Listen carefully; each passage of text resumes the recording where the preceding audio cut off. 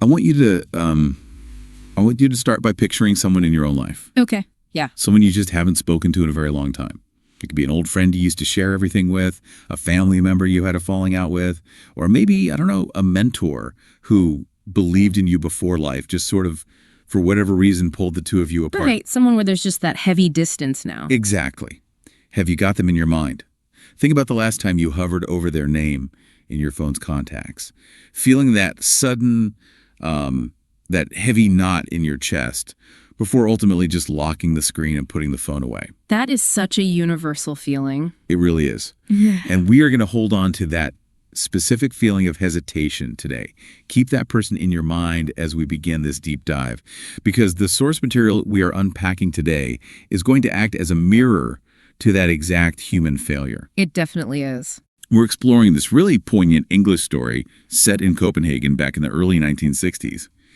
And the entire narrative, it anchors around an elderly man, a meticulously kept daily routine on a park bench, and a faded letter that he carries with him absolutely everywhere, but never sends. It is a phenomenal text to unpack, honestly, because it operates less like a nostalgic fable and much more like a clinical psychological case study. Right. We're not just looking at a heartwarming tale of a man in an envelope here. We are doing an autopsy on the anatomy of regret. I love that phrase, an autopsy on regret. Yeah, this source gives us a really visceral look at avoidance coping, the cognitive sunk cost fallacy of pride, and the deep, often paralyzing psychological mechanics behind why human beings will wait until the very edge of too late before they even attempt to make amends. Okay, let's unpack this. Let's get into the mechanics of this standstill and see how those psychological walls are actually built. Let's do it. So the source paints this highly vivid sensory picture of our main subject.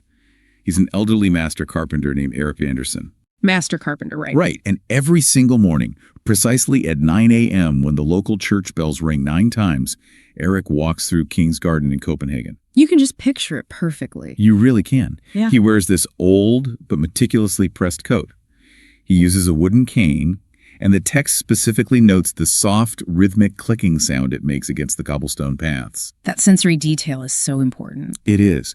And he goes to the exact same green bench, sitting beneath a tall chestnut tree. Rain, snow, or bright sunshine, he is there. The park gardeners wave to him, children chase pigeons around his feet. And tourists are just taking photos, totally oblivious to him. Exactly, oblivious. And inside his small brown leather satchel is this single envelope. The edges have gone completely soft from years of friction. The handwriting on the front is faded. Wow. Every morning, he unfolds it, reads it silently, folds it back up, returns it to the satchel, and just watches the world pass by. But Eric's routine is really just a symptom. The real disease is what is sitting inside that leather satchel and how it got there. To understand the paralysis, we really have to look at the cognitive dissonance that created it. Which brings us to the backstory. Eric used to have a very simple, structurally sound life. As a master carpenter, his hands built these beautiful, highly functional pieces of furniture that were admired all over Denmark. Very tangible, very concrete work. Exactly. He loved his wife, Anna, and he absolutely adored their only son, Michael. But the rift occurred when Michael grew up and declared his ultimate dream was to become a musician. Right, a musician. Yeah. Eric, being a pragmatic man who literally built his life on solid, tangible foundations, believed music could never provide a secure future. He insisted that Michael needed a quote-unquote real profession. Of course. The conversations devolved into arguments, and those arguments eventually devolved into total suffocating silence. Finally, Michael packed a small suitcase. His parting words to his father were, and this is heavy, he said, "I'll come back when you believe in me." Then the front door closed. Eric assumed he'd be back in a few days.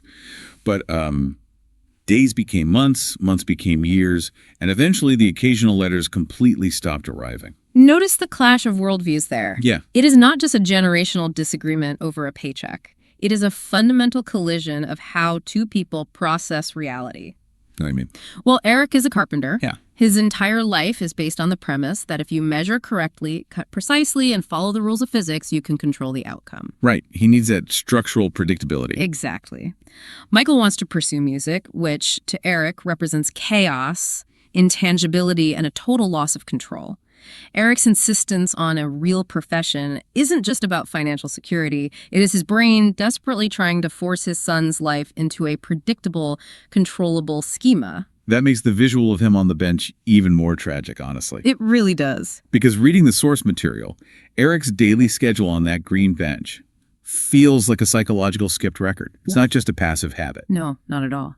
If we look at the neuroscience of trauma and routine, Eric is actively using predictability to numb an unpredictable pain. That's a great way to put it. By controlling every single variable of his morning, the 9 a.m. bells, the pressed coat, the specific bench under the chestnut tree, he is giving his brain a massive hit of dopamine through routine.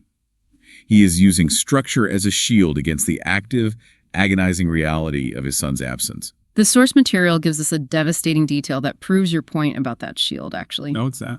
When his wife, Anna, would plead with him to swallow his pride and go find their son, Eric would always shut the conversation down with the exact same phrase. He'd say, "He knows where home is." Oh, man. He knows where home is. That is a spectacularly loaded sentence. It is a psychological fortress. On the surface, it sounds like a man standing firmly on principle, Yeah. But functionally, it is a textbook example of displacing emotional labor. By saying he knows where home is, Eric is completely absolving himself of the responsibility to act. He's making it Michael's job.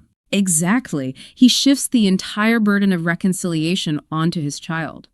It is the ego's ultimate defense mechanism, prioritizing the safety of being right over the vulnerability of being connected. He convinces himself that his inaction is actually a form of stoic parenting. But that stoic defense completely shatters when we reach the catalyst for the letter itself. The narrative introduces this heartbreaking turning point. Yeah, this part is tough. Anna, Eric's wife, and his only remaining connection to his old life, becomes terminally ill. And right before she passes away, she whispers one final, desperate request to her husband. She says, "Don't let pride steal the rest of your life." Wow. She strips away the enabler and the excuse, all in one breath. She forces him out of his cognitive dissonance. Without her there to serve as an audience for his stubbornness, he is left completely alone with his flawed logic. And it creates a profound shift. The very next day, Eric sits down and finally writes the letter. The source explicitly tells us that it isn't long, and it contains zero excuses. No defensive maneuvering at all. None. It is pure accountability, he writes. "Dear Michael, I was wrong. I cared more about being right than about understanding your dream. If you can forgive me, I will be waiting. Your father." That is so raw. It is. He writes it, he seals the envelope, he addresses it, he even goes to the post office and buys the stamp. He is 1 inch from the finish line. But then The massive psychological block hits. His mind starts racing. What if he had moved? What if he hated me? What if it was too late? The letter goes into his leather bag. And it stays there for years, reads silently every single day, but never sent. the story frames this largely around the concept of pride, echoing Anna's dying warning. But, if we look closer at the behavioral psychology at play when he is sitting on that bench with a stamped envelope, pride is no longer the primary driver.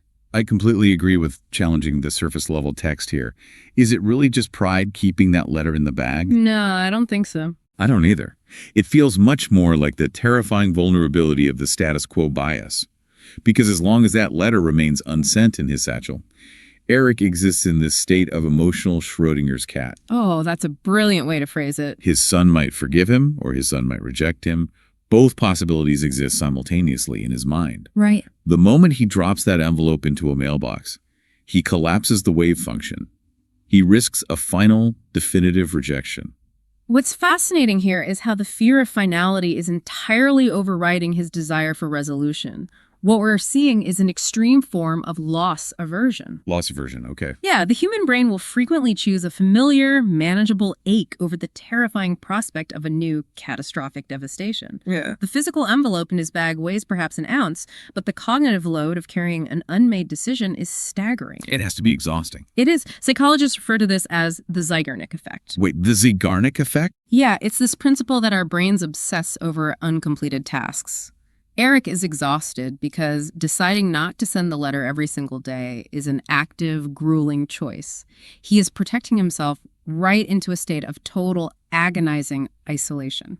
Which is why the intervention, when it finally arrives, is so brilliant. It doesn't come from a profound moment of self-reflection, a therapist, or a near-death experience. No, it comes from the most unexpected place. It comes from a little girl in a bright yellow coat named Sophie. Yes. The source describes a sunny spring afternoon where Sophie wanders over to Eric's green bench carrying a sketchbook. She notices the envelope, and she does what children do best. Mhm. She asks a brutally direct, unfiltered question about why he just stares at it. Kids will just cut right to the core of it. You really do. Yeah. Eric admits it's a letter to his son, but he can't send it because he, quote, waited too long. Sophie just tilts her head and creates her school teacher. She says, tomorrow begins with something we do today. That intervention is a perfect example of what Zen philosophy calls shoshin, or beginner's mind. Beginner's mind. Yeah, Eric has spent a decade building these massive, complex neural maps of rationalization. He has intricate adult justifications for his paralysis. He's overthought it to death. Exactly. Sophie lacks those complex schemas. She doesn't understand the sunk cost fallacy or the self-imposed rules of face saving. She simply observes a logical breakdown. Here's where it gets really interesting, though. She acts as a cognitive circuit breaker. A circuit breaker, yes. Eric's brain is overloaded with all these complex adult variables: timing, pride, fear of rejection, the weight of the past. Sophie just flips the breaker and resets the entire system to basic logic. It's an if-then statement. Right. If you have a letter for your son, then you put it in the mailbox. She effortlessly bypasses years of adult baggage because she just refuses to engage with the complexity of it. If we connect this to the bigger picture, by doing so, she radically reframes his perception of time. How so? Well, Eric's entire consciousness was anchored in the unchangeable past. He was obsessing over the years he lost and the mistakes he made. Sophie's simple statement, tomorrow begins with something we do today. It forces his brain out of the past and violently into the actionable present. It grounds him. Yes, she makes him realize that by obsessing over the regret of yesterday, his inaction is actively manufacturing a brand new regret for tomorrow. And that realization physically alters him. The very next morning, the spell is broken and Eric walks to the post office. Finally. But the source emphasizes the immense physiological toll this takes on him. His autonomic nervous system is in full rebellion because he is finally relinquishing control. His body is fighting it. His hands are trembling violently. He literally stands beside the red mailbox for 10 full minutes, wrestling with a decade of accumulated terror. 10 minutes is a long time to just stand there. It is. Finally, he forces his hand forward and slips the envelope inside.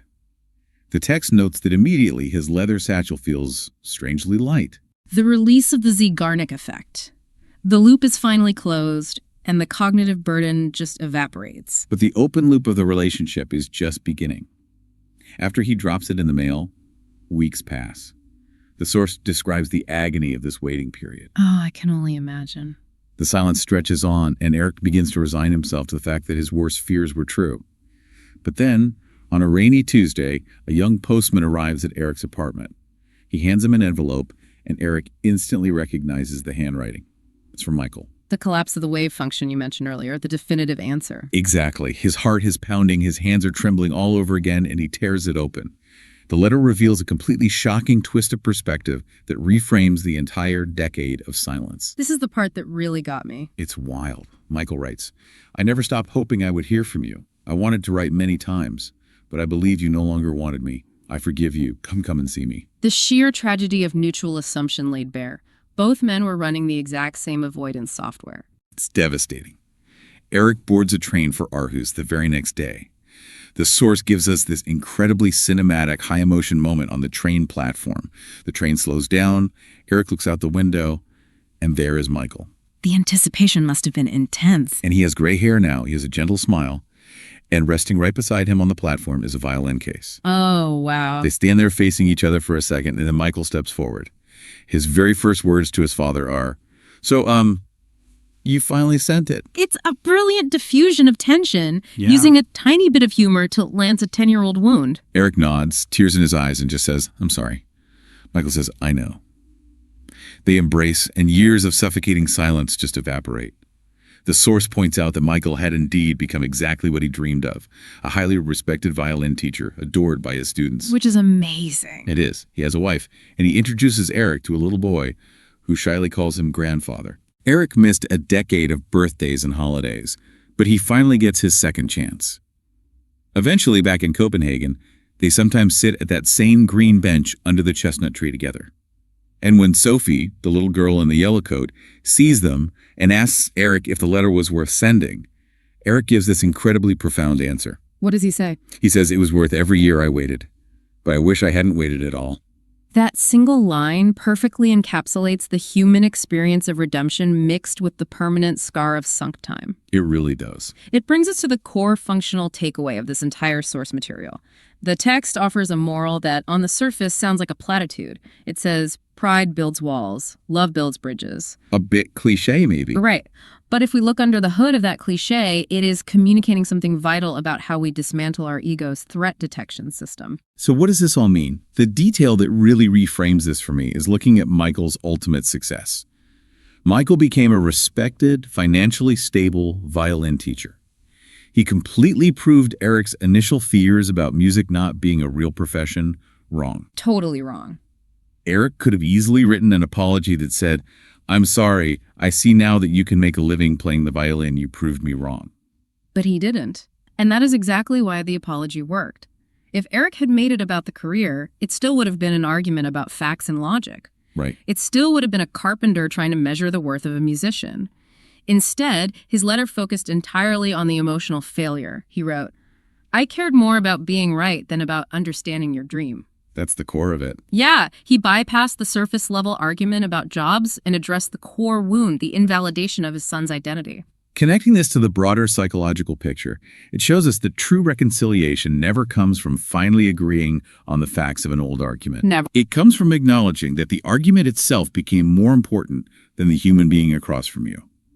Eric let go of his need for structural control. The wall collapsed, and the bridge was finally built. It forces us to examine our own cognitive biases.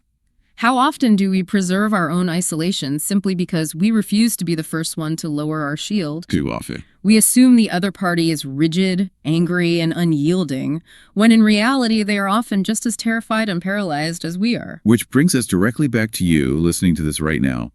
At the very beginning of this deep dive, I asked you to picture someone. That friend, that estranged family member, that mentor who drifted away. Whoever it was that popped into your head. Right. The source material we reviewed ends with a very direct, uncomfortable prompt, and we want to pass it on to you. If you could send one letter to anyone in the world, who would it be and why? That's a heavy question. It forces you to confront your own satchel. It asks you to look at the faded envelopes you might be carrying around, using routine and busyness as a shield to avoid the vulnerability of reaching out. Life does not give us an unlimited supply of tomorrows. No, it doesn't. But it also proves that one conversation, one sincere apology, or just one tiny, terrifying act of cognitive rebellion like dropping an envelope into a red mailbox, is often all it takes to completely rewrite the trajectory of two lives. Yeah. You have the agency to break this standstill. I will leave you with a final thought to mull over, one that expands on the mechanics of everything we've explored today. Let's hear it. We spend so much of our cognitive energy agonizing over our own fear of reaching out. We sit on our metaphorical benches, terrified of how our letter, our text, or our phone call might be received. We overthink it. Exactly. We Okay. construct elaborate narratives where the other person has forgotten us or worse, despises us. We suffer from the illusion of asymmetric insight, this belief that we know exactly what they are thinking. But consider this. What if the person you are so terribly afraid to contact is currently sitting on their own bench? What if they are feeling the exact same fear, paralyzed by the exact same loss aversion, quietly hoping and waiting for you to make the first move? Wow. That's incredibly powerful. Sometimes the only thing standing between a broken relationship and a beautiful reunion is just the courage to act as your own circuit breaker. Exactly. To look at the jagged white line of that broken connection, bypass the complex adult rationalizations, and decide that today is the day you finally collapse the wave function. Collapse the wave function. Think about that person you held in your mind at the start of this deep dive. Pull up their name in your phone. Maybe it's time to stop hovering over the button. Until next time.